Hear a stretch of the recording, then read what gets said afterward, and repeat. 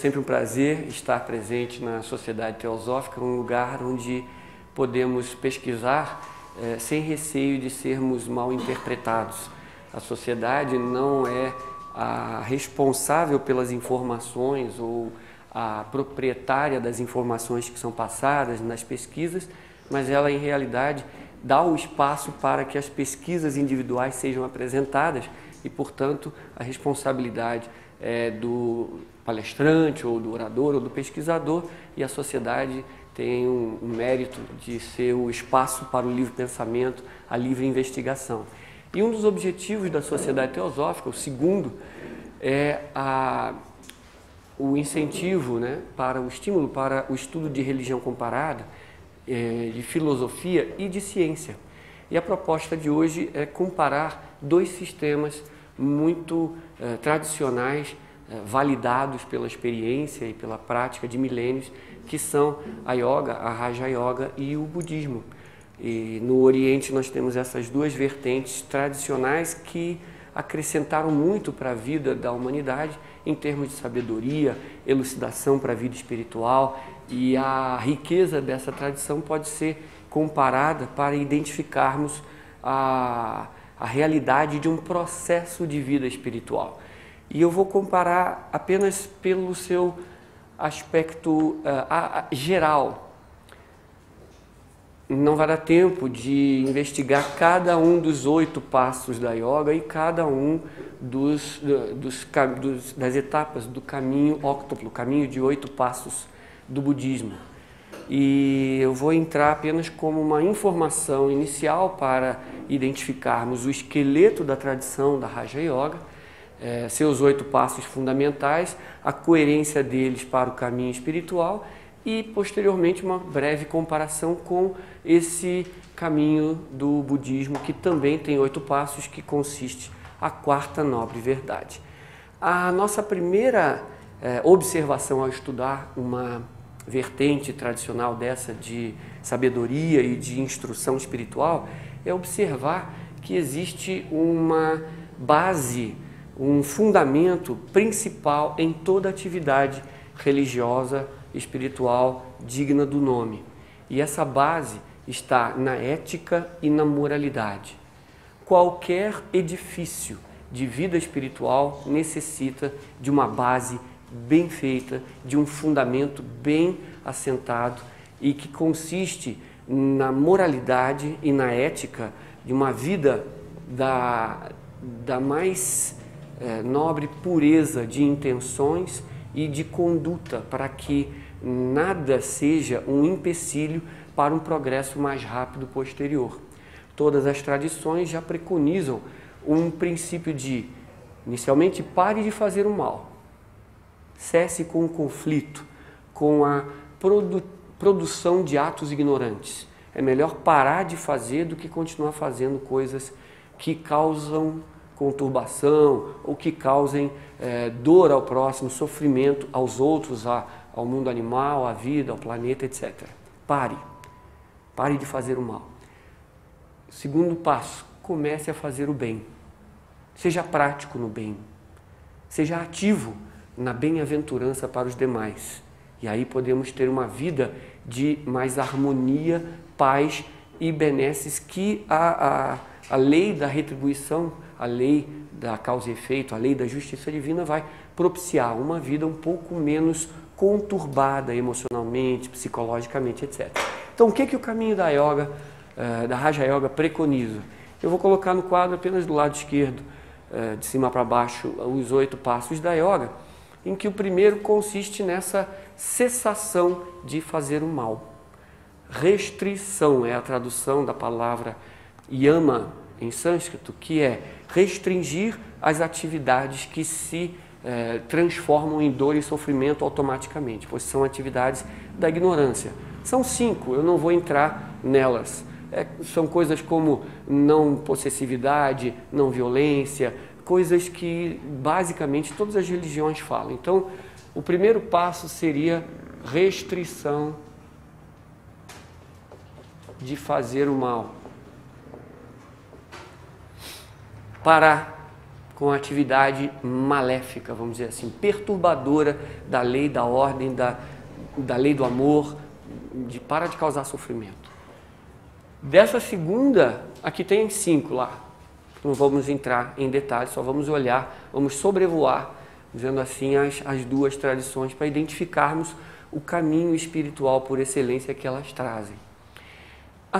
O segundo passo da yoga seria uma observância de atitudes e de atos bondosos, ou de atos em sintonia com a lei da vida, que é a lei do amor, a lei da ordem, da harmonia. E seria, na palavra sânscrita niyama, uma tradução adequada poderia ser observâncias, ou atentar para fazê-los.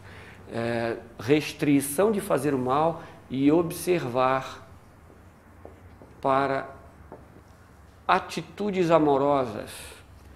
E dentro dessa também tem 5 tipos. Seria pureza, contentamento, estudo das obras sagradas, seria a autoentrega à divindade, Ishvara Pranidhana e tal. Então são coisas que ajudam e que, se forem observadas, adicionam ordem, luz, paz à nossa vida, na prática do bem, na prática das coisas boas. Nós não vamos entrar nas 5 observâncias para olhar essa tradição apenas por cima, pelo alto, né? E nós podemos ver que, começando 2 passos que têm característica de ética e moralidade. Pare de fazer o mal e seja ativo no bem, certo? E daí nós começamos dos 8 passos da yoga. Eu vou botar aqui yoga, a Raja Yoga, a tradição milenar da Raja Yoga, e o seu terceiro aspecto entra num outro parâmetro, posturas, asanas, essas famosas da Hatha Yoga que nós costumamos ver. O que começa a fazer? Até esse nível aqui era ética, moralidade, né? Ações que tragam harmonia, bem-estar à humanidade. A próxima, que é postura, é de trabalho para a nossa natureza psicofísica. Trabalhar nos nossos atributos, na constituição humana, para que o processo de trabalho espiritual, que vai englobar no futuro a meditação, o trabalho de percepção mais aprofundado, que a saúde e o corpo e as emoções e a nossa natureza psíquica não sejam empecilhos para esse projeto, proposta posterior de trabalho espiritual. Logo, as posturas, as famosas asanas, que na Hatha Yoga aqui no Ocidente são praticadas, são parte integrante do sistema da Yoga Integral, da Raja Yoga. E ela traz saúde física, saúde fisiológica, no sentido das correntes energéticas do nosso corpo, vigor, energia. E isso traz saúde e vai ser um empecilho a menos para o trabalho voltado direto para a vida espiritual. No quarto ponto, nós temos a questão da respiração, que é chamado de pranayama, na tradição. Prana, energia vital, alento vital. Yama, que é a primeira, restrição. Então é a restrição ou o controle da energia vital no ser humano.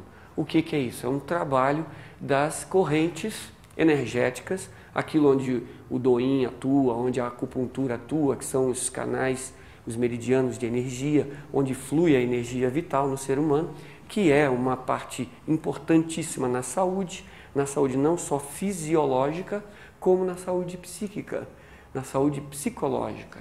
Se o fluxo de energia está fluindo sem obstruções, a saúde física é um dos resultados.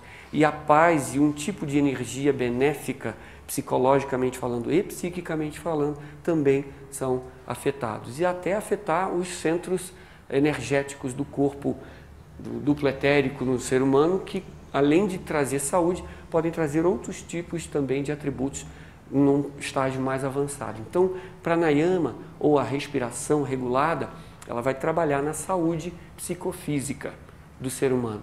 Então, veja que estamos preparando o veículo para não ser um estorvo ou uma obstrução ao trabalho espiritual da mente, né?